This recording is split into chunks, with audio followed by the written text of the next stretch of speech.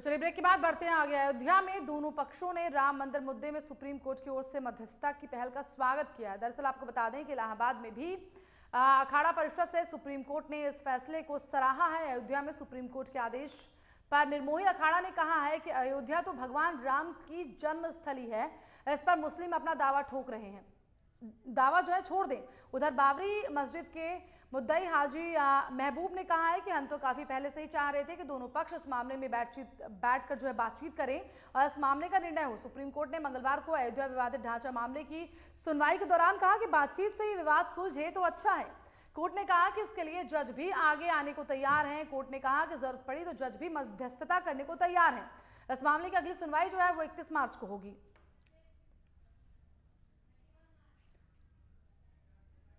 तो हम आपको बता दें कि सुप्रीम कोर्ट ने मध्यस्थता को प्राथमिकता दी है। उन्होंने कहा है कि राम मंदिर मुद्दे को लेकर दोनों ही पक्ष बातचीत कर लें, क्योंकि बातचीत से इस मसले को सुलझाया जा सकता है। काफी ज्यादा संवेदनशील ये पूरा मुद्दा काफी अरसे से चला आ रहा है। मंदिर पहले था, ये बात सिद्ध हो गई, तो ये सारी चीज़ों को ले करके, और ये भी जब सऊदी अरेबिया और अन्य देशों में, मुस्लिम देशों में मस्जिद को एक नमाज़ पढ़ने की जगह मानते हैं और नमाज कहीं भी पढ़ा जा सकता है। तो मेरा सुझाव है, मैं नहीं कह रहा हूँ कि ये मान्य सुझाव है, परंतु सुझाव है कि सरयू नदी के उस पार एक मस्जिद बने और यह सारा जो राम जन्मभूमि है वो राम मंदिर के लिए सौंपा जाए।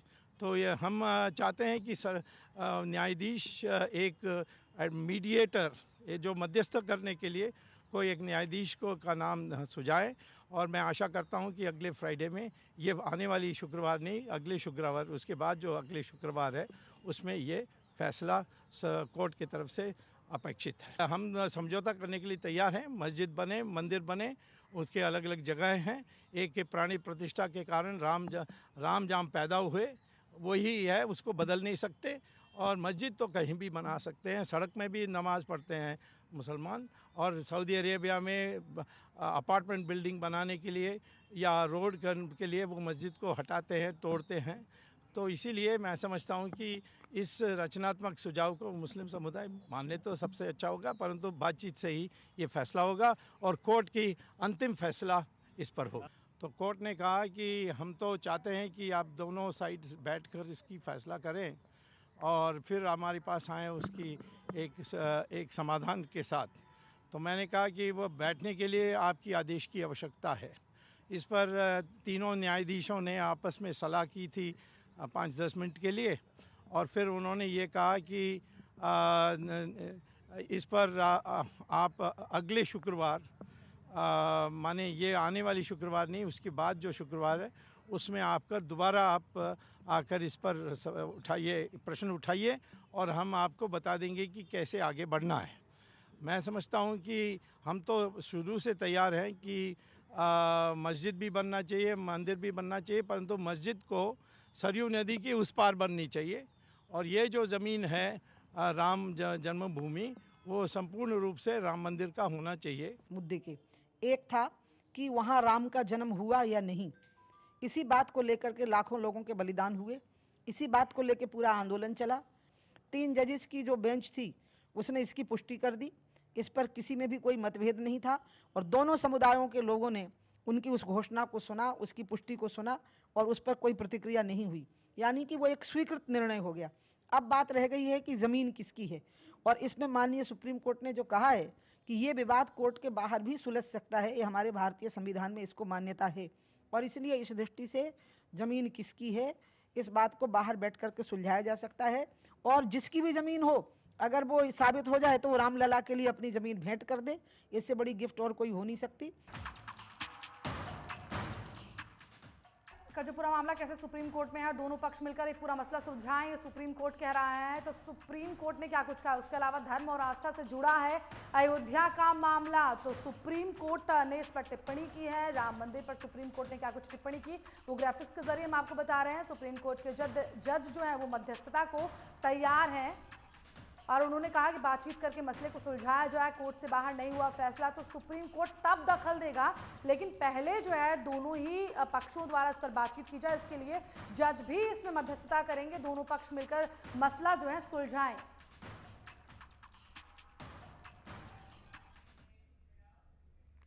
दूसरी तरफ मुस्लिम धर्मगुरु उमर इलियासी और मुस्लिम पर्सनल लॉ बोर्ड के सदस्य खालिद रशीद फिरंगी ने भी सुप्रीम कोर्ट की टिप्पणी से सहमति जताई है। उमर इलियासी ने कहा है कि ये इमामों और पुजारियों के बीच का मसला है, आपसी सहमति से इसका हल निकलना चाहिए जो दोनों पक्षों के हक में हो, बातचीत हो और इस मुद्दे का हल ही जो है सबसे अच्छी बात हो सकती है। और वहीं खालिद रशीद फिरंगी ने कहा कि राम मंदिर का मसला बहुत संवेदनशील है और इस पर बातचीत करके ही कुछ कहा जा सकता है।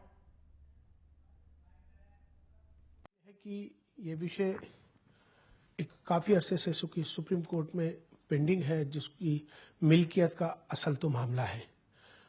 और जहाँ तक अभी चूँकि सुप्रीम कोर्ट ने अपनी बात कही है, अपनी राय दी है, मैं समझता हूँ कि आपसी मामले को खैर सगाली के साथ और खुशगवारी के साथ अगर सुलझाया जाता है तो बेहतर है, क्योंकि भारतीय संस्कृति में संवाद की अपनी एक जगह है और आपस में मिलकर किसी ऐसे रास्ते का हल निकले कि जिससे कि दोनों पक्षों के हक में हो, तो वो बात बहुत बेहतर है। वैसे तो ये मामला चूँकि इमामों का और पुजारियों का है, मैं समझता हूँ कि इमामों को और पुजारियों को असल में बैठकर इस पर बातचीत करनी चाहिए। तो कुछ भी ऑनरेबल चीफ जस्टिस साहब ने सजेशन दिया है उसके हम लोग रिस्पेक्ट करते हैं, उसका कदर करते हैं। और मैं ये भी वाजे कर देना चाहता हूँ कि हिंदुस्तानी मुसलमान राम टेम्पल की कंस्ट्रक्शन के कभी भी मुखालिफ या उसके ख़िलाफ़ नहीं रहा है, लेकिन जो अयोध्या का इश्यू है वो बहुत ही ज़्यादा सेंसिटिव इश्यू है और इसमें इससे पहले भी कई बार बातचीत की गई है, लेकिन हर बार बातचीत नाकाम रही है। लेकिन और इस सिलसिले में पर्सनल लॉ बोर्ड का भी ये एक वाज़ेह स्टैंड रहा है कि सुप्रीम कोर्ट का जो फैसला आएगा उसको हम सब लोग मानेंगे। लेकिन आज जो चीफ जस्टिस साहब ने बात कही है, जो सजेशन दिया है, उसको हम लोग अपने सीनियर उलमा कराम से कंसल्ट करेंगे और उसी के बाद कोई बात कही जा सकती है। नहीं, उम्मीद पर दुनिया कायम है और कोई भी मसला ऐसा नहीं है जो बातचीत के ज़रिए से हल ना किया जा सके।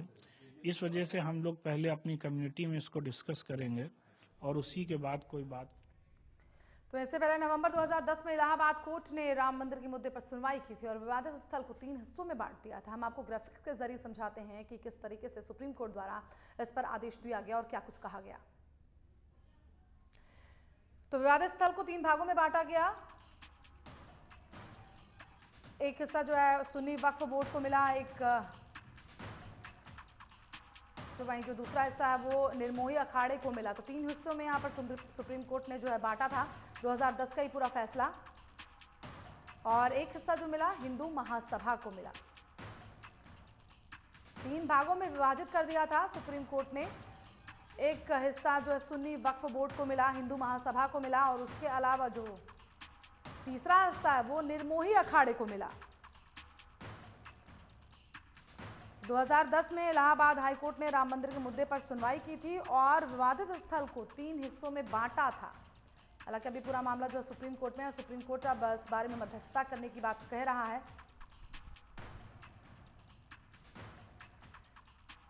तो इलाहाबाद हाईकोर्ट का ये फैसला लगातार राम मंदिर का जो मुद्दा है वो दशकों से चला आ रहा है। 3 हिस्सों में यहाँ पर इलाहाबाद हाईकोर्ट ने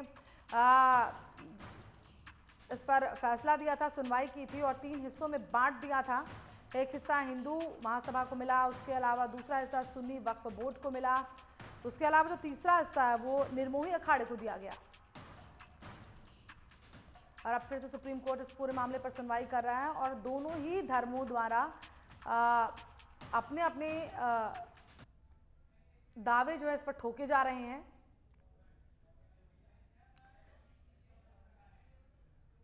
तो दोनों ही धर्मों द्वारा अपने अपने दावा लगातार दशकों से ठोका जा रहा है और इस बाबत सुप्रीम कोर्ट ने इस मामले पर सुनवाई की और ये कहा कि दोनों ही पक्ष इस पर बातचीत करें और बात करके इस मसले को सुलझाएं और अगर ज़रूरत पड़ी तो सुप्रीम कोर्ट या सुप्रीम कोर्ट के जज जो हैं उसमें मध्यस्थता करेंगे और बात करके इस मसले को सुलझा लिया जाए। दरअसल हम आपको बता दें कि राम मंदिर का जो मसला है उसको लगातार बीजेपी उठाती आई है और चुनावों से पहले भी राम मंदिर के मुद्दे को जो है उठाया गया था। योगी आदित्यनाथ ने खुद कई बार कई मंचों से राम मंदिर बनाने को लेकर यहाँ पर बयान जो है दिए थे। हालांकि आज जब फैसला आया तो उस पर योगी आदित्यनाथ का कोई बयान जो है सामने नहीं आया। हमारे साथ इस वक्त फोन लाइन पर फरहाद मियां जुड़ चुके हैं, सपा नेता हैं। फरहाद जी, आपसे जानना चाहूंगी, जो आज सुप्रीम कोर्ट द्वारा कहा गया है, जो टिप्पणी की गई है कि दोनों ही पक्ष एक दूसरे से बातचीत करें, उस पर सुप्रीम कोर्ट जो है मध्यस्थता करने को भी तैयार होगा, आप कैसे देखते हैं इस टिप्पणी को? देखिए, हेलो जी, सुन पा रही हूँ, आपको बताएं। माननीय सर्वोच्च न्यायालय का ये आदेश तो स्वागत योग्य है, लेकिन इस बात का ध्यान भी रखा जाए जी क्यों माजी में भी कुछ इस तरीके की टेबल टॉक हुई और वो फेल हो गई। तो जो साफ सुथरे और अच्छे समझदार लोग हैं उन लोगों को आगे ला करके उनके जरिए इस चीज को बैठकों के दौर को शुरू किया जाए। आपको लगता है सुप्रीम कोर्ट ने जो कुछ कहा है ये चीज जो है वर्क कर पाएगी? क्योंकि काफी ज्यादा संवेदनशील मुद्दा है, लगातार कई सालों से चला आ रहा है। आपको लगता है आज जो सुप्रीम कोर्ट ने टिप्पणी की है, क्या इसके जरिए इस मामले को सुलझाया जा सकता है, वो भी शांतिपूर्ण तरीके से? नहीं, ये सर्वोच्च न्यायालय ही नहीं, सारे न्यायालयों में एक ये क्लॉज है कि अगर आप बाहर किसी चीज को तय करना चाहते हैं तो कोर्ट को कोई एतराज नहीं होगा जी, लेकिन बशर्ते दोनों फरीक तय करना चाहें साफ मन से, साफ दिल से। लेकिन दोनों ही पक्ष इस पर लगातार हम कई सालों से जो रुख देखते हैं, कहीं ना कहीं एक अड़ियल रवैया है दोनों ही पक्षों का, मस्जिद को लेकर भी और राम मंदिर को लेकर भी। आपको लगता है कि अभी मसला सुलझता हुआ नजर आ रहा है या ये इतना आसान होगा डिस्कशन के दौरान? मैंने कहा ना कि जो लोग हैं अगर उनके साफ दिल रहेंगे और साफ दिल से वो इसे हल करना चाहेंगे तो बिल्कुल हल होगा। लेकिन अगर हम सुप्रीम कोर्ट की बात करें तो सुप्रीम कोर्ट ये कह रहा है कि मध्यस्थता करने को तो वो तैयार है, लेकिन जब उनके द्वारा अगर कोई फैसला नहीं लिया जा सकेगा तब जाकर सुप्रीम कोर्ट इसमें अपना काम करेगी। तो कहीं ना कहीं कोशिश ये की जानी चाहिए कि दोनों पक्षों द्वारा बात करके फैसला निकाल देना चाहिए, नहीं तो फिर अगर सुप्रीम कोर्ट बाद में फैसला देता है तो भले ही एक पक्ष खुश हो या नाखुश हो, लेकिन फिर कोर्ट के फैसले को मानना होगा। लॉन्ग प्रोसेस ना कि उसमें कई साल लग जाएंगे फिर। चलिए, बहुत धन्यवाद आपका हमारे साथ जुड़ने के लिए। तो फरहाद हमारे साथ फोन लाइन पर जुड़े थे, सपा नेता हैं। उनका ये साफ तौर पर कहना है कि काफी साल इसको लगेंगे और काफी साल से लगातार 1990 के समय से ये पूरा मसला जो है राम मंदिर को लेकर चला आ रहा है और लगातार विवादों में भी रहा है, काफी ज्यादा संवेदनशील रहा है, चूंकि दो धर्मों से जुड़ा हुआ है। तो हम आपको बता दें कि सुप्रीम कोर्ट ने इसमें मध्यस्थता करने की बात तो कही है और हर बार जब भी चुनाव आते हैं, जब भी इलेक्शन आते हैं, उससे पहले राम मंदिर का जो मुद्दा है वो हर बार गर्माता है और ये कहा जाता है कि राम मंदिर जो है बनवाया जाएगा। अब नई नवेली सरकार बनी है, योगी आदित्यनाथ द्वारा भी इस बाबत जो है बयान दिया गया था, लेकिन आज उनका इस बारे में कोई बयान सामने नहीं आया। सुप्रीम कोर्ट ने एक अच्छी बात ये जरूर कही है कि दोनों ही पक्ष अपने अपने पक्ष रखें, बातचीत करें और अगर सुप्रीम कोर्ट के जज द्वारा या सुप्रीम कोर्ट द्वारा इसमें मध्यस्थता भी की जाएगी और अगर इन दोनों पक्षों द्वारा किसी भी फैसले पर अगर नहीं पहुंचा जाता है तब जाकर सुप्रीम कोर्ट जो है इसमें दखल देगी और तब जाकर अपना फैसला सुनाएगी।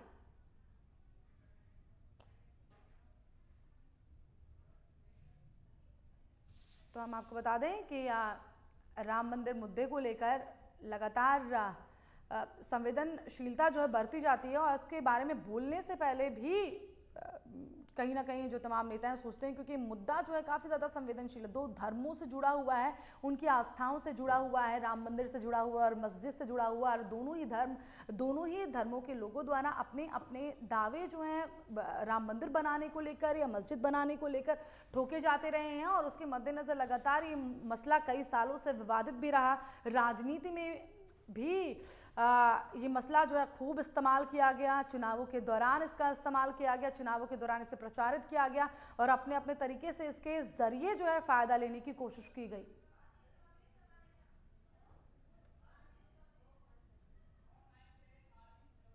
हमारे साथ फोन लाइन पर आदिल चौधरी जुड़ चुके हैं, सपा नेता हैं। आदिल, आप किस तरीके से देखते हैं जो आज सुप्रीम कोर्ट द्वारा फैसला सुनाया, सुप्रीम कोर्ट द्वारा जो आज टिप्पणी की गई है कि दोनों ही जो पक्ष के लोग हैं इस पर बैठकर बातचीत करें और सुप्रीम कोर्ट उसमें मध्यस्थता करेगा, आप किस तरीके से देखते हैं सुप्रीम कोर्ट की इस टिप्पणी को?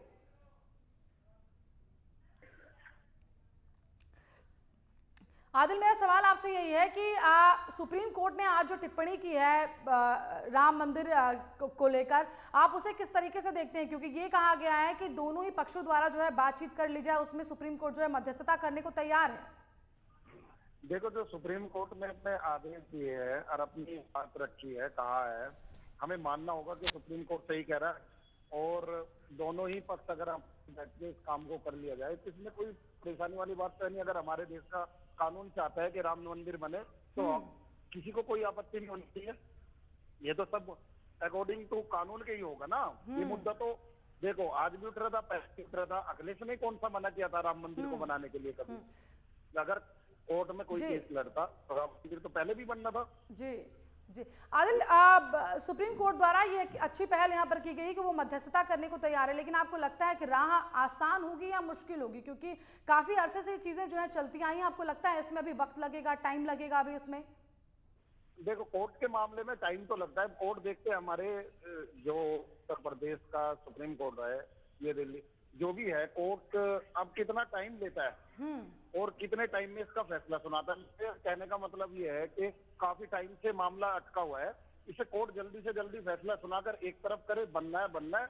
इसमें आपत्ति तो हमारे सीएम अखिलेश यादव को भी नहीं थी राम मंदिर बनने में। देखो, धार्मिक स्थल बनने में तो किसी को भी आपत्ति नहीं थी। जी बिल्कुल आदिल, कहीं ना कहीं दोनों पक्षों में विवाद भी रहा है इस चीज को लेकर, क्योंकि दोनों ही लोग अपना अपना दावा ठोकते हैं। राम मंदिर को लेकर दावा ठोका गया, उसके अलावा मस्जिद को लेकर जो है दावा ठोका गया। आपको क्या लगता है कि दोनों पक्ष जब बातचीत करेंगे तो तमाम मुद्दे आसानी से बातचीत में सुलझाए जा सकेंगे? क्योंकि काफी लंबे अरसे से तमाम चीजें चली आ रही हैं। दो देशों की बातें एक टेबल पे बैठ के सुधारी जाती है और बात की जाती है, बात करके समाधान होता है। दो देशों का भी तो समाधान होता है। ये तो हमारे देश का मामला, सबके देश का मामला है। इसमें तो दोनों तरफ के पक्ष बैठे और बैठ के इसे जो भी मुद्दा है इसे क्लियर करके एक डब उठे। इसमें झगड़ा का मरना क्या फायदा है? ये झगड़े करना, ये लड़ाई करना, उसमें क्या फायदा? हमारे सीएम साहब भी ये नहीं चाहते थे। चलिए, बहुत धन्यवाद आपका आदिल हमारे साथ जुड़ने के लिए। तो सपा नेता आदिल चौधरी हमारे साथ फोन लाइन पर जुड़े थे। राम मंदिर के मुद्दे पर सुप्रीम कोर्ट की टिप्पणी, और देखना वाकई दिलचस्प होगा कि कब तक इस पूरे मामले को सुलझाया जाता है। और संवेदनशील ये पूरा मसला है और कोशिश यही होगी कि आराम से इस पर जो है टेबल टॉक की जाए, बातचीत की जाए, उसके बाद इस मसले को सुलझाया जाए। तो वहीं दूसरी तरफ यूपी सीएम योगी आदित्यनाथ ने अयोध्या में रामायण म्यूजियम बनाने की अनुमति दे दी है। इसके लिए आदित्यनाथ ने 25 एकड़ जमीन देने का फैसला किया है। अयोध्या को राम जन्मभूमि माना जाता है और यहां अब म्यूजियम बनाने का काम जो है शुरू किया जाएगा। इसके लिए 154 करोड़ रुपए के बजट का प्रावधान रखा गया है। अगले सप्ताह ही इसका निर्माण कार्य शुरू हो जाएगा। केंद्र सरकार ने इसके लिए 154 करोड़ रुपए के बजट का प्रावधान रखा है। आपको बता दें कि अखिलेश सरकार ने जमीन देने की बात को कई बार टाल दिया था। इसके साथ ही अप्रैल में केंद्र के पैसे की मियाद खत्म हो रही थी, लेकिन अब रामायण म्यूजियम का काम शुरू हो जाएगा। इस म्यूजियम में रामायण से संबंधित जानकारियां होंगी। हम आपको बता दें कि योगी आदित्यनाथ ने इस बाबत जो है अहम फैसला लिया है। तो वहीं दूसरी तरफ मुख्यमंत्री बनने के बाद योगी आदित्यनाथ लगातार एक्शन में नजर आ रहे हैं और सीएम के एक्शन का गाजियाबाद में रिएक्शन भी देखने को मिला है। दरअसल गाजियाबाद के एसएसपी ने 45 पुलिसकर्मियों को सस्पेंड कर दिया। यूपी की सरकार बदलते ही जिस तरह सीएम योगी एक्शन में नजर आए हैं, उसी तरह अब प्रशासन भी एक्शन में आ गया है। आपको बता दें कि सस्पेंड इन पुलिसकर्मियों पर थानों में अनुशासनहीनता का आरोप लगा था। 45 पुलिसकर्मियों को हम आपको बता दें कि योगी आदित्यनाथ के सरकार संभालने के बाद जो है एक्शन लिया गया है। तो प्रशासनिक अमला भी इस वक्त सीएम के साथ साथ एक्शन के मोड में नजर आ रहा है।